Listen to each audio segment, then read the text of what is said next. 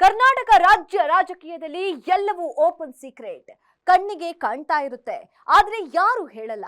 ನಾಲ್ಕು ಗೋಡೆಗಳ ಮಧ್ಯೆ ಎಲ್ಲವೂ ಚರ್ಚೆಯಾಗುತ್ತೆ. ಅಲ್ಲೇನೋ ಡಿಸ್ಕಸ್ ಆಯ್ತು ಅಂತ ಗೊತ್ತಾಗುತ್ತೆ.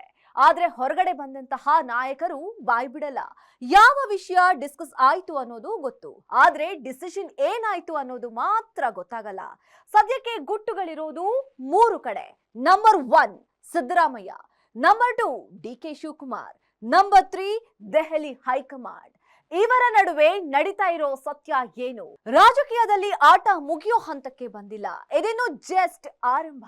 ಡಿಕೆ ಶಿವಕುಮಾರ್ ಗುಟ್ಟು ಬಿಟ್ಕೊಡ್ತಾ ಇಲ್ಲ, ಸಿದ್ದರಾಮಯ್ಯ ಹೈಕಮಾಂಡ್ ಜಪ ನಿಲ್ಲಿಸ್ತಾನೆ ಇಲ್ಲ. ಇದೆಲ್ಲದರ ಮಧ್ಯೆ ಖರ್ಗೆ ಬೆಂಗಳೂರಲ್ಲೇ ಇದ್ರು. ಡಿಕೆ ಅವರ ಮನೆಗೆ ಜಸ್ಟ್ 150 ಮೀಟರ್ ದೂರ ಅಷ್ಟೇ.